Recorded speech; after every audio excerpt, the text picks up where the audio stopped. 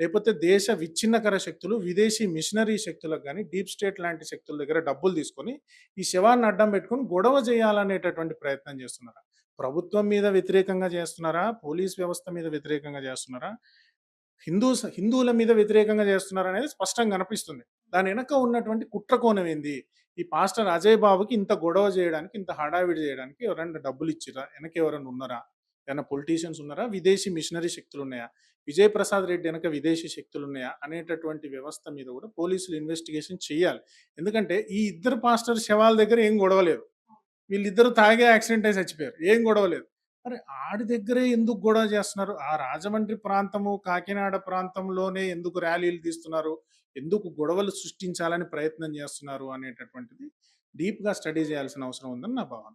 అంటే ఇప్పుడు నిజ నిజాలు ఎలా తేలాలంటారు? ఇప్పటికి పోస్ట్ మార్టం ఇంకా బయటికి రాలేదు. అది హాలిడేస్ వలన లేకపోతే ఇంకా వేరే కారణాల వలన ఇంకా బయటికి రాలేదు. ఇంకా ఫోరెన్సిక్ సంబంధించినవి రావాలి. చాలా రిపోర్ట్స్ రావాలి. ఇన్ ఈ లేట్ అవ్వడం వల్ల ఖచ్చితంగా ఇది హత్యే అని జెప్పేసి అందరూ నమ్ముతున్నారు. సో, దీనికి మీరేం జెప్తారు? ఇప్పుడు నిజాలు ఎలా బయటికి రావాలి అని అడిగావు. ఇదేంటిది? రెట్టివి. దీన్ని పరికరం మైక్. పేరు మైక్ మైక్. కాదు. కాదు ఇది కర్ర అంట నేను. నువ్వు 100 సార్లు చెప్పు మైక్ అని. నేను కర్రే అంట. నువ్వేం చెప్తావు? చెయ్యి పిచ్చోడని వెళ్ళిపోతావు. ఇప్పుడు వాడు తాగి చచ్చాడు అనేది పాస్టర్లందరికీ తెలుసు. క్రైస్తవులందరికీ తెలుసు. పోలీస్ వాళ్ళకు తెలుసు. మాలాంటి హిందువులకి తెలుసు. మీకు తెలుసు. మీడియాకు తెలుసు. మీడియాలో అందరికీ తెలుసు. బుర్ర, బుద్ధి, జ్ఞానం ఉన్న ఎవరికైనా తెలుసు. కానీ ఆడు తాగలేదు. ఇది హత్య అంటే ఏం చెప్తాం? ఎన్ని సార్లు చెప్తాం మనం? ఓ 2 సార్లు చెప్తాం. కాదురా బాబు వాడు తాగి చచ్చాడు. కాదు. యాక్సిడెంట్ కాదు. ఇది హత్యే. అని మాట్లాడేటటువంటి మూర్ఖ శిఖామణులకు మనం ఎన్ని సార్లని ఎక్స్‌ప్లెయిన్ చేస్తాం. వాళ్ళకు విజయ్ ప్రసాద్ రెడ్డి అని ఒక పాస్టర్ ఉంటాడు.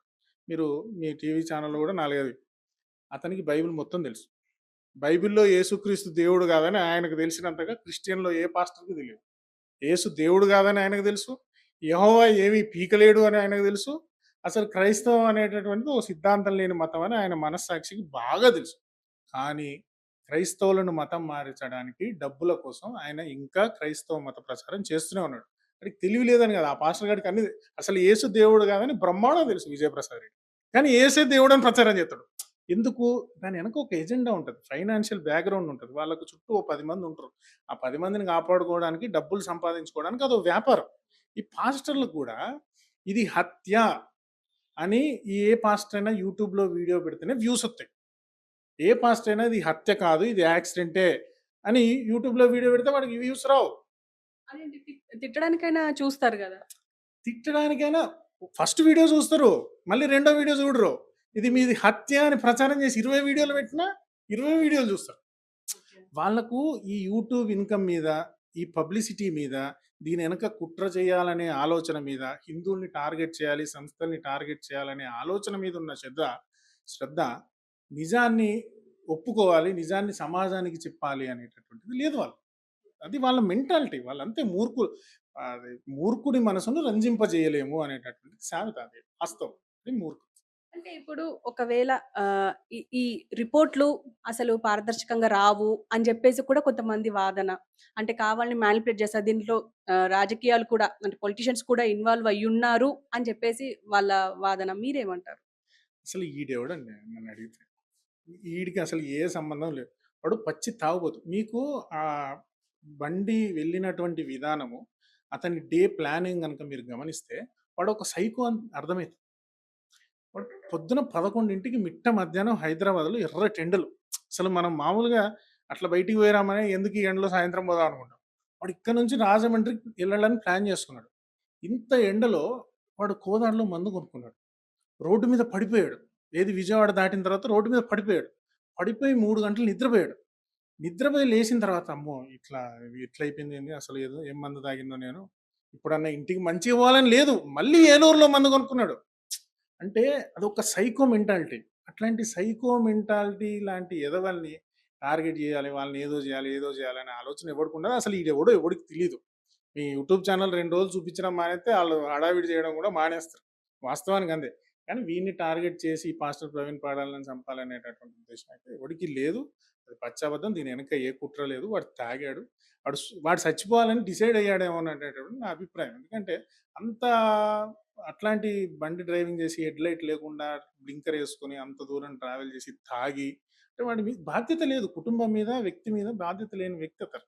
Okay. Okay. Thank you sir. Thank you very much. So, చూసారు గదా! మొత్తానికి అంటే ఇప్పటి వరకు మనం చూస్తూనే ఉన్నాము. ఇది యాక్సిడెంటా? మర్డరా? అని జెప్పేసి ఇప్పటి వరకు మనం మాట్లాడుతూనే ఉన్నాం. కానీ చాలామంది ఇప్పటికి ఆ విజువల్స్ వచ్చినంక అందరికీ అదొక స్పష్టమైన ఒక క్లారిటీ వచ్చింది అని జెప్పుకోవచ్చు. ఎందుకంటే అది ఖచ్చితంగా యాక్సిడెంటే అని జెప్పి. కానీ ఇంకా క్రైస్తవులు అటు శ్రీకాకుళంలో గాని, ఇటు అంటే ఏపీలో ఎక్కడంటే అక్కడ ఈ నిరసనలు జేస్తున్నారు. పాస్టర్స్ కూడా దీనికి ఖచ్చితంగా పాస్టర్ ప్రవీణ్‌కి న్యాయం జరగాలి అని జెప్పేసి అంటున్నారు. హత్య చేసిందెవరో కానీ వాళ్ళని బయటకు తీసి వాళ్ళని శిక్షించాలి అని జెప్పేసి అంటున్నారు. మా క్రైస్తవ సమాజానికి న్యాయం కావాలి అంటున్నారు. సో, ఏదేమైనా మరి ఇంకా ఇప్పుడు రేపో ఎల్లుండో ఖచ్చితంగా పోస్ట్‌మార్టం రిపోర్ట్ ఇంకా మిగతా రిపోర్ట్స్ అన్నీ బయటికొచ్చే అవకాశం ఉంది. అవి కూడా పారదర్శకంగా వస్తాయా లేదా అన్న కూడా ఒక సందిగ్ధం ఉంది వాళ్ళకి. సో, ఏదేమైనా దీంట్లో ఖచ్చితంగా ఒక పారదర్శకమైన రిపోర్ట్ బయటికి వచ్చి, ఇది హత్యనా? మర్డరా? మర్డర్ అయితే ఎవరు చేశారు? ఒకవేళ యాక్సిడెంట్ అయితే ఎలా క్లోజ్ చేస్తారు అనేది ఖచ్చితంగా ఎదురు చూడాల్సిందే. హత్య, యాక్సిడెంట్ కంటే నన్ను అడిగితే సూసైడ్ అని చెప్పొచ్చు. ప్రవీణ్ పగడాల ఫ్యామిలీ ఇష్యూస్ వల్లనో, లేకపోతే ఫైనాన్షియల్ ఇష్యూస్ వల్లనో హైదరాబాద్ నుంచి రాజమండ్రికి సావడానికి వెళ్ళిండని నేను అనుకుంటున్నాను. ఎందుకంటే ఎండాకాలంలో మిట్ట మధ్యాహ్నం 11 గంటలకు హైదరాబాద్లో బయలుదేరి కోదాడలో మందు కొనుక్కొని తాగి అక్కడే రోడ్డు మీద పడిపోయాడు. రామవరప్పాడు రింగ్ దగ్గర 3 గంటలు పార్క్ కాదండి అది. కోదాడలో మందు తాగి విజయవాడ రామవరప్పాడు రింగ్ దగ్గర పడిపోయాడు. ఈ మీడియా వాళ్ళు ఏదో కొంచెం సానుభూతి ప్రకటిస్తూ అదేదో పార్క్‌లో పడుకున్నాడని చెప్తే, పార్క్ కాదండి అది రోడ్డు పక్కన గడ్డి ఉంటది కదా! ఫుట్‌పాత్ ఉంటది కదా! ఫుట్‌పాత్ మీద పడిపోయాడు. పడిపోయి లేచి హెడ్‌లైట్ పగిలిన తర్వాత కూడా అత్యంత ప్రమాదకర